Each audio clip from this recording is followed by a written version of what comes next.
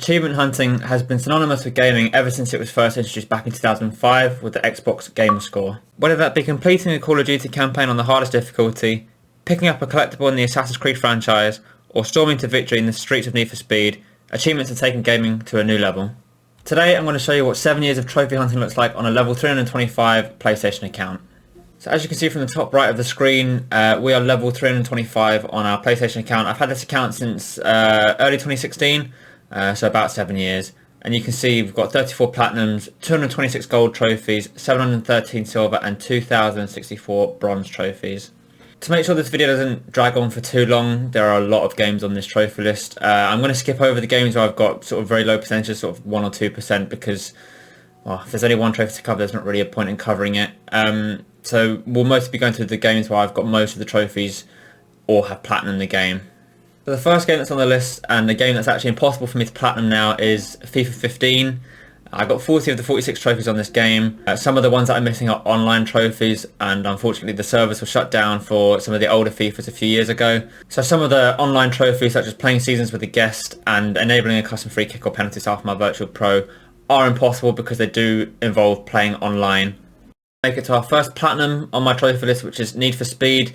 This game came out, I think, in 2016. It's quite an easy platinum. There's only 31 trophies. If you include the platinum, it's 30 without. Most of it just revolves around completing the campaign. I actually think there's any online trophies in this game. There are no online trophies in this game. So it is a lot about just completing the campaign and doing the various bits within the missions. So yeah, a very easy platinum for my very first one. And following up from the Need for Speed Platinum, we go to the FIFA 16 Platinum. Again, not the most difficult of platinums. It does say only 0.1% of players have the platinum, but to be honest, FIFA is one of those games where you don't really go for the platinum. You probably more play it to play one of the game modes like Ultimate Team or Pro Clubs. And again, it's a lot of just random doing things in games. There are some Ultimate Team trophies, there are quite a few online trophies. Otherwise, a pretty straightforward platinum for not that much effort. The list now, you can see a few trophies that I got quite close on. F1 2016, Grand Theft Auto Vice City, the PS4 version. The next platinum is Infamous Second Son. Infamous, again, brilliant game franchise. This game was free on PlayStation Plus in 2017. This is when I got the game, and I platinumed it quite quickly. I think it was the quickest platinum I got at the time. I managed to complete it within about a week and a half. It's not the most rare platinum. 5.5% of players have it. But it's one of many Infamous Platinums that I have, which you'll see later in the video. So following on from Infamous Second Son, we've got the Call of Duty Modern Warfare Remastered game. This came out along with Infinite Warfare, I think, in 2016. This is basically just trophies for the campaign. There's 50 in total, 51 if you include the Platinum. It's pretty straightforward. It just tells you what to do with certain missions in the game. There's certain collectibles like the intel items, but most of it is pretty much just completing the campaign and completing little things within the campaign. So another relatively easy platinum if you don't take into account the Mile High Club trophy, which 1% of players have, but anyone who's played it knows that that is quite a challenge. So if you keep scrolling up our list, you'll see there's a lot more games, 1 and 2%. The next trophy I got platinum was actually the Modern Warfare 2 campaign remastered. Again, very similar to the Modern Warfare Remastered trophy list. You just have to complete the campaign on Veteran, you have to collect intel, you have to complete things within certain missions, and after that you get yourself a platinum trophy. I found this quite a lot easier than the Modern Warfare Remastered trophy list, purely because you don't have to complete the Mile High mission on Modern Warfare. If you play Call of Duty games in general, you know how the trophy lists work, you know how the campaigns work. I think this is quite a straightforward one for me as well. Now if you look on the screen, you'll see a flurry of platinum trophies. This was during the COVID time, so there wasn't much to do other than play games. So you can see I obviously worked my way through quite a few platinums during this time. The first one of those was Infamous First Light. Infamous First Light, a very easy platinum, to be honest. Another one of the Infamous franchise. I completed this game very quickly within a sort of a day or two of getting the first trophy. It's quite a short game compared to some of the main games like Infamous 1 and Infamous 2.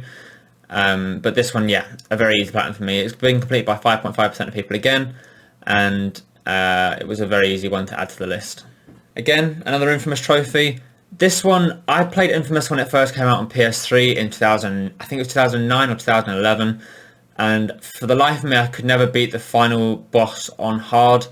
As you can see, in 2020 I managed to actually achieve that, and I went back and played the game twice so I could get the other trophies for beating the game as a hero and beating the game as Infamous. And other than that, it was just about completing some objectives and getting some collectibles. So yeah, Infamous in general, a very easy platinum throughout the whole franchise. All of their games you'll find are probably quite easy. It's more about just playing the game. Next up we have another Call of Duty game. We've got Call of Duty Modern Warfare 2019. This one again, it's just a campaign. There's no multiplayer trophies, there's no Spec Ops trophies, although that was added later on. As you can see, I haven't done it. Like most Call of Duty games, objectives in the campaign missions, objectives to complete the missions, trophy for completing the campaign on the hardest difficulty. Very, very straightforward, and it was another one to add to the list during the COVID time. It's only been completed by 0.3% of players, so it's quite a rare trophy, even though it is just completing the campaign and doing certain things within the campaign. But that is another one on the list. So you're probably sensing a bit of a theme here. The next platinum is Infamous 2. I evidently had a thing for Infamous over the summer of 2020. I went and completed all of the games. Infamous 2, again, another easy platinum. It's just about collecting the shards around the city, completing the missions, and finishing the game on hard. Very, very straightforward one. 52 trophies. Very easy. So finally, we have a new game to break the mold of Infamous and Call of Duty, Watch Dogs 2. I'll be honest, I wasn't the biggest fan of Watch Dogs 2. I preferred the first Watch Dogs, but I did go out of my way to get this game platinum. I started in 2019, and eventually during the COVID time, I managed to get the game platinum. It is quite an easy platinum. It's just completing the missions, doing certain things, escaping police chases. But other than that, there wasn't really much to the game.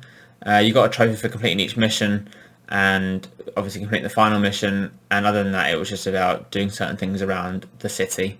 Up next we've got The Last of Us Part 2. This game I bought when it came out. I completed it very, very quickly. I didn't really fall in love with the first Last of Us. I played it quite late. I think I played it in 2017. And I completed the story, but I didn't really think about the story after that. But there was a lot of hype around The Last of Us Part 2. I bought it when it came out, and as you can see, I completed it within 4 days. This was a lot more straightforward than the original Last of Us game in terms of the trophies. There's no multiplayer trophies that you need to get, but it is mostly the same in terms of the offline trophies, the campaign trophies, in terms of picking up collectibles and finding certain things in the game. So this was a game that I absolutely loved, and evidently, as you can see, I enjoyed it enough to complete the game within 4 days. But The Last of Us Part 2, very, very good game. A bit further up the list, we've got Watch Dogs Legion. I'm going to be honest, I said I wasn't a big fan of Watch Dogs 2. I really wasn't a big fan of Watch Dogs Legion. I like the fact that it was set in London. It's quite unique to have a game set in London, particularly when you think of sort of open world games. You don't really think of games being set in London. There's Assassin's Creed Syndicate is probably the only one that springs to mind. But it was very different from previous Watch Dogs games. Very modern, which I think probably made it feel a bit unusual to play. A lot of the trophies again are for completing the story and just doing certain things with different pieces of equipment to take down enemies.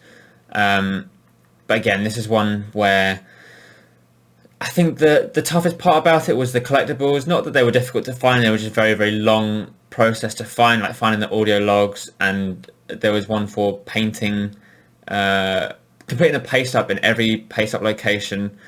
That sent you really around the map for, I think it took me hours to complete, all just to get one trophy. But I completed it, I got the platinum. It took me a few months because I sort of stepped away from Watch Dogs Legion for a couple of months. I wasn't the biggest fan of the story mode, and I've not actually touched the online since it came out, but that's another platinum on the list. And following on from that, we've got the first Grand Theft Auto platinum of the series, which is Grand Theft Auto San Andreas. This is the PS4 version. I've not played the definitive edition of San Andreas, but you will see I have played it on Vice City. That will be later in the video. But Grand Theft Auto San Andreas was, I mean, everyone knows what kind of game San Andreas is. For me, this was one of my favourite games growing up. I think I got it when I was about 12 years old on the PS2, and I absolutely loved it. I've played this game over and over several times, and as you can see, it took me quite a while to get the platinum because I had played the game before leaving it and going back to it and recompleting the storyline, and then eventually getting the platinum trophy. There's 33 trophies. Most involve completing missions. Some will involve doing certain things in different shops or different challenges.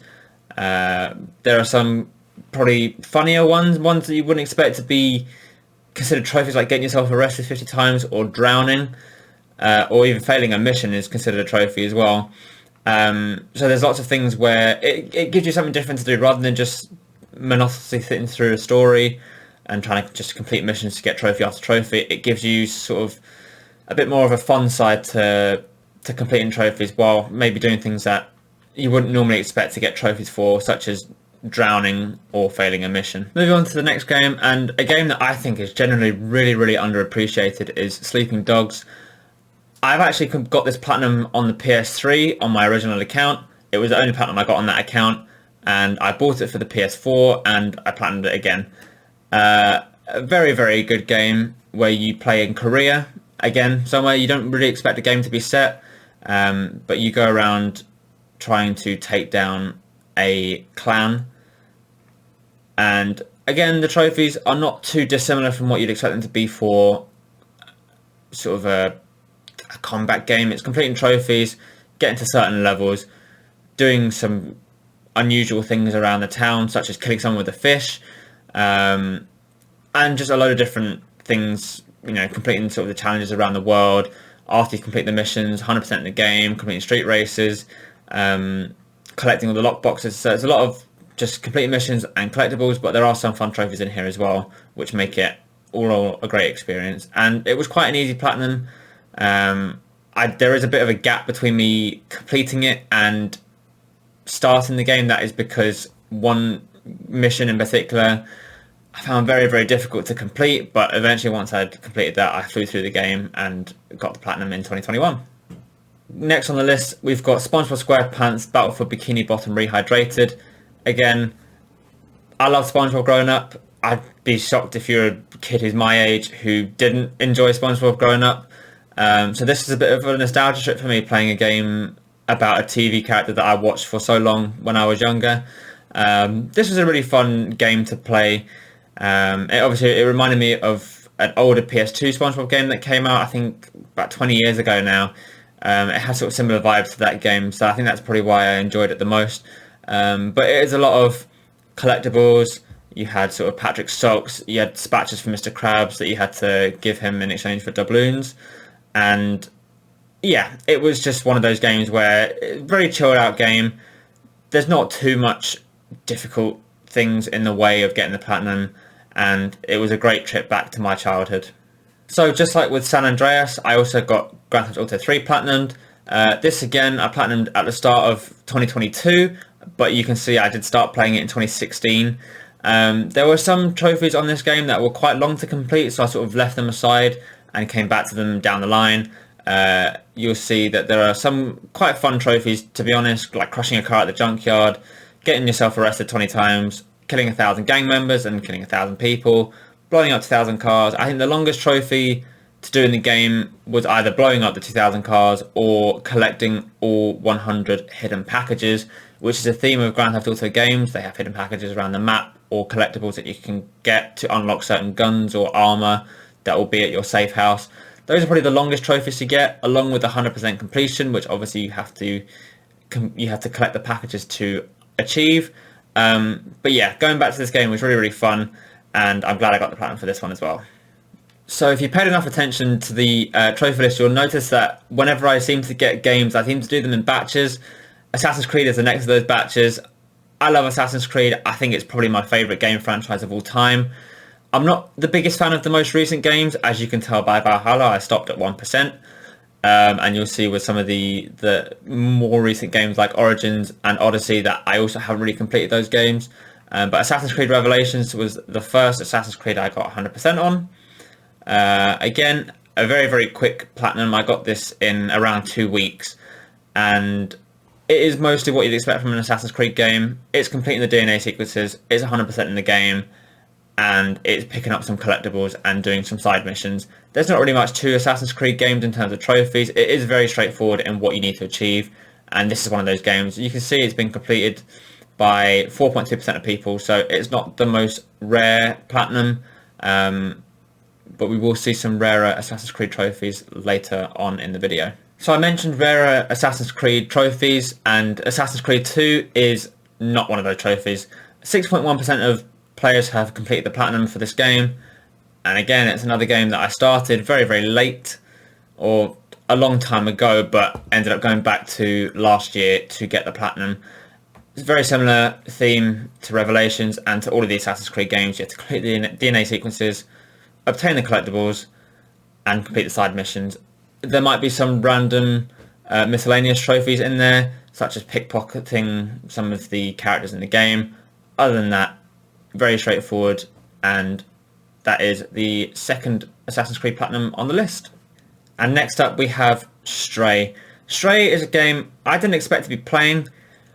I don't know why. It's a very unusual concept for a game. You are controlling a cat, and it's just an unusual concept for a game that actually works out very, very well. And the platinum is a very easy platinum, even though it does say it's only been completed by 2.8% of players.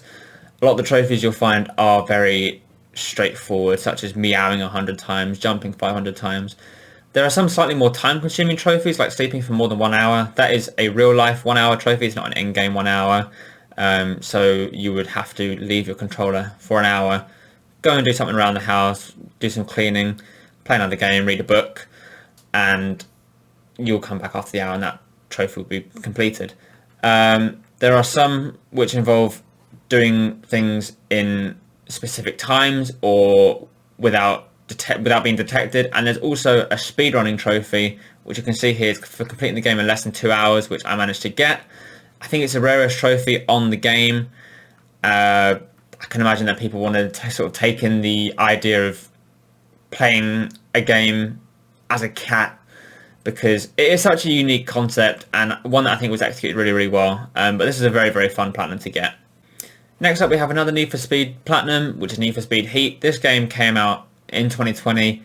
It took me a couple of years to complete purely based on one trophy, but again, as with the other Need for Speed game, this is just about completing the story and obtaining some collectibles, completing the speed runs, the speed traps, the drifts, beating the high score on the drifts.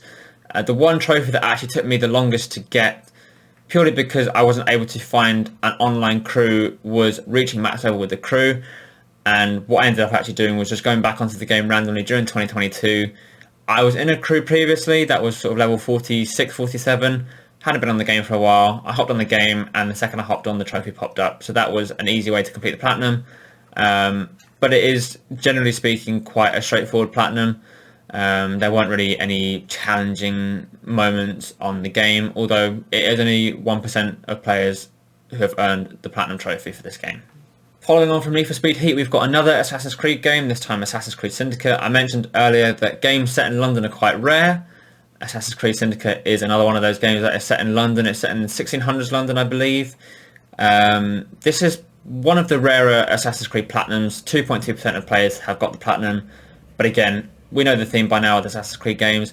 You complete the missions, you complete some side missions, you obtain some collectibles, and you do some miscellaneous trophies on the side. It's a very, very straightforward just trophy hunt in general for Assassin's Creed games. There's not too much to overexert yourself with. The only challenging thing maybe is getting 100% on all the missions. That could be quite challenging depending on what the objectives for those missions are. But this one, again, quite a straightforward mission, platinum. But again, as you can see, there was a bit of a gap between me starting the game and finishing the game. I didn't really enjoy the first mission, but once I sort of got myself into the game, I found myself really enjoying it. So I just went and carried on and platinumed the game to the end. Next up on the list is F1 Manager 2022.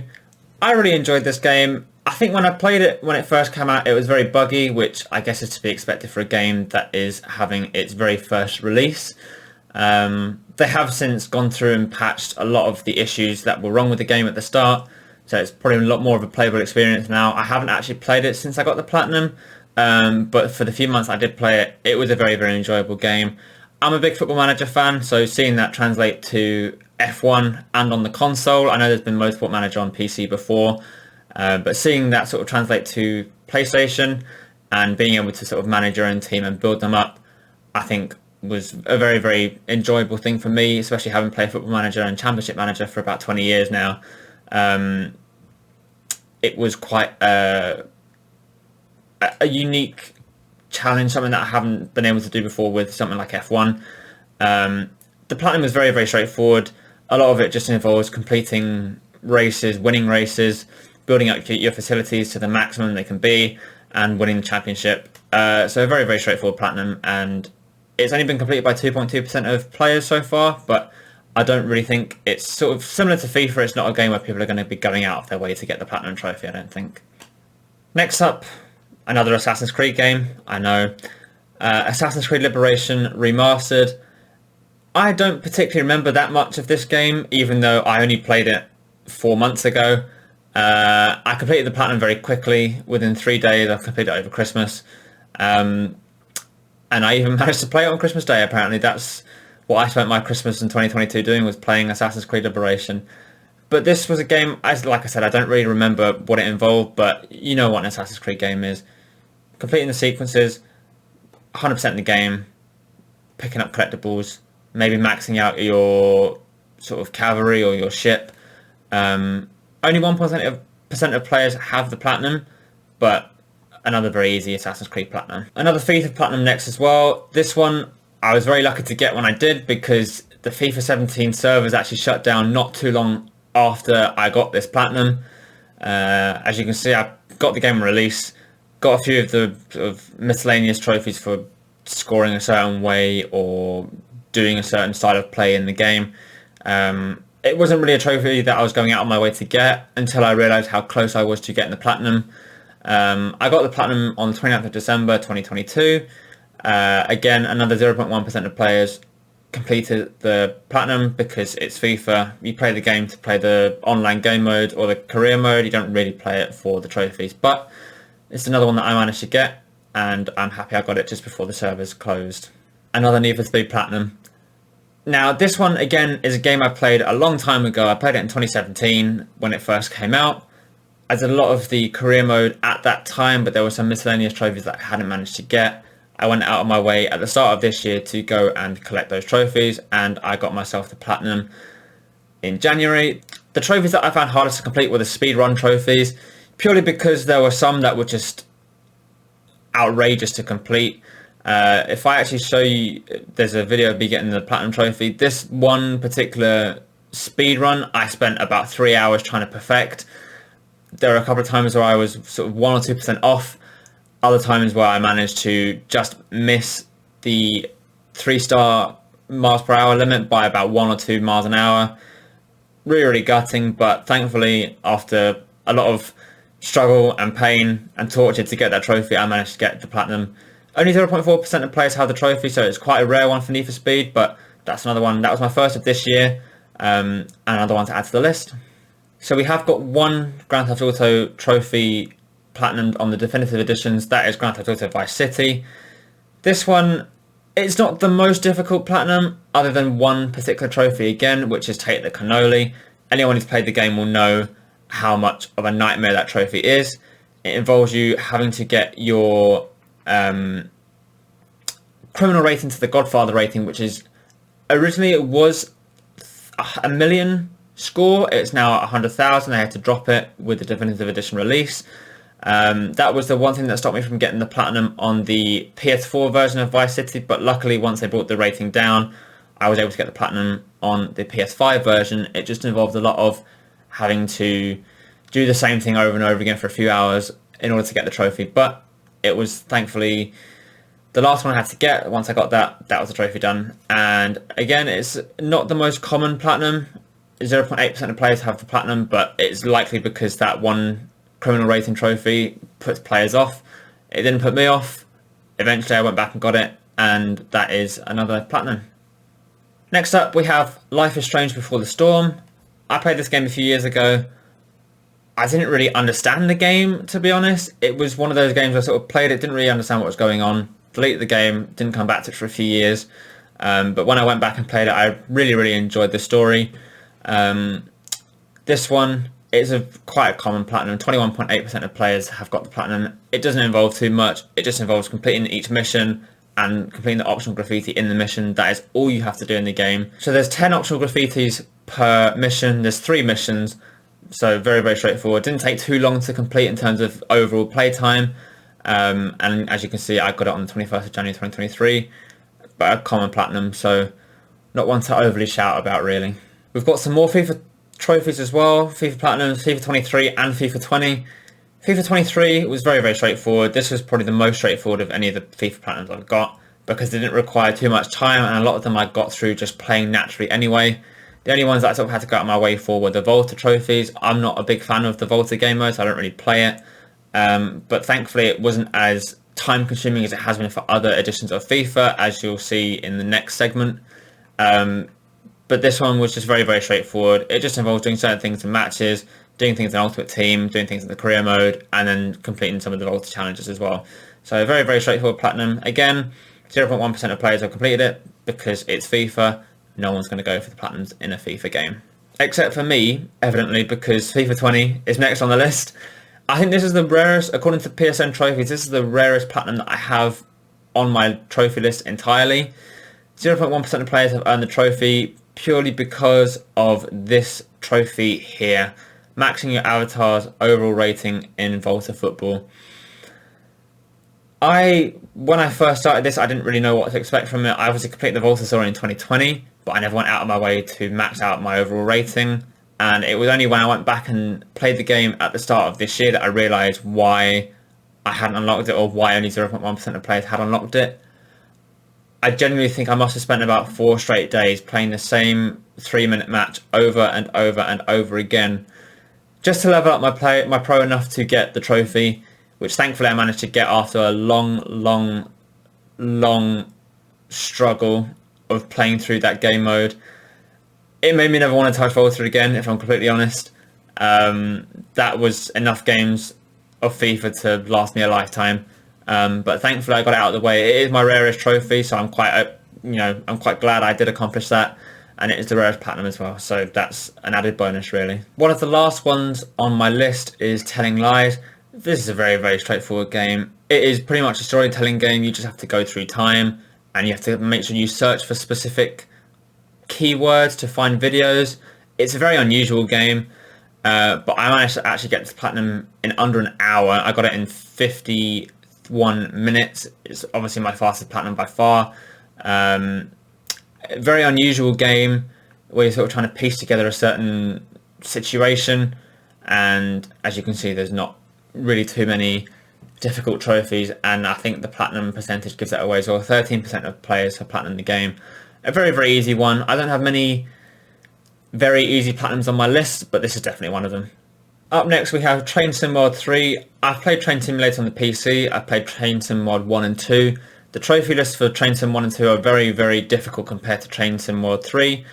You don't have to do nearly as much as you do on Train Sim World 3 compared to 1 and 2. 2.3% of players have the platinum. I got this within about a month, and most of it just involves driving around a train for a certain amount of miles, or completing certain scenarios within those, with certain vehicles. Very, very straightforward. Much easier than Train Sim World 1 and 2, and yeah, that's one of the most recent platinums that I've got on my list. So coming down the final stretch of the list of platinums that I've got, Life is Strange is another one of them. Similar to Before the Storm, you have to finish the episodes, you have to take optional photos instead of graffiti, but a very, very straightforward platinum. 7.2% of players have this platinum, and this one was a very, very quick one for me. It took me about 3 weeks from start to finish. Again, very weird story. I don't know what it is about Life is Strange. I guess that's sort of the concept of it, is to be quite an unusual game, and it definitely is, but it does sort of capture you in the way that they probably intended for it to, to have you captured, and I think it was well worth completing the story. Obviously anyone who's played it knows that the ending, you sort of have a choice, and what you do in the game ultimately leads to whatever the ending is. But yeah, I enjoyed Life is Strange, and it was another platinum on the list. And the 2 platinums you can see on the screen are the last 2 platinums on this list. First off, we've got Need for Speed Unbound. This came out at the end of 2022. I wasn't the biggest fan of Need for Speed Unbound. I thought the story mode was very repetitive and quite short as well compared to the other Need for Speeds. But it sort of follows the same trophy list that most of the Need for Speeds do, finishing the story mode and completing some collectibles, doing the speed runs, beating the speed traps, completing the drift zones. And the only difference with this one compared to some of the other games was there were online trophies. There were, I think, 8 in total, which were the ones that I left until the end, purely because while I can race offline, I'm not that good at racing games online. But thankfully I managed to get all the trophies for completing races or winning races within each of the car sort of categories, car tiers. So you had 1, 2, 3, 4, 5, 6 in total, and you had to complete certain amount of playlists as well. So not the most difficult platinum other than the online trophies, which again, that depends on your skill set. If you're very talented with racing games in general, you'll probably find online games quite easy. For me, wasn't that much. It wasn't very easy, but we managed to get the platinum. 1.1% of players have the platinum, but it is quite a recent game, so I wouldn't expect too many people to have that platinum at the moment. And finally, we have Power Wash Simulator, which is my most recent platinum. This took me about a week to get platinum, and it's not an overly difficult platinum. It just requires a lot of time, I think. Some of the trophies relate to sort of the cleaning equipment that you own and having attachments for all the nozzles, and other ones involve completing certain parts of a mission first or last. Other than that, not really much to it. It is quite an enjoyable game. It's quite a relaxing game. I think if you want a game to just wind down playing, all you're doing is power washing a building, a car, a piece of equipment. It is what it is what it says on the tin, really. Very, very straightforward. But I quite enjoyed having sort of that week to sort of relax while playing a game, not having to worry too much about what I was doing to get a platinum. Very, very easy. 2.4% of players have the platinum. It is another recent game. I think it only came out at the end of January, so that might explain why the platinum count is so low, but I imagine that number will go up. But a very, very enjoyable game nonetheless. So that is it. That is my PlayStation profile over the last 7 years. 34 platinums. I'm hoping there'll be quite a few more to add to that over this year and over the coming years. Of course, this is my first ever YouTube video, so if there's any feedback that you want to give me in the comments, feel free. If you like the video, please make sure you give it a thumbs up, because obviously it really helps the channel if you do that. And yeah, hopefully I'll be back in the not too distant future with a platinum trophy video. Thanks for watching.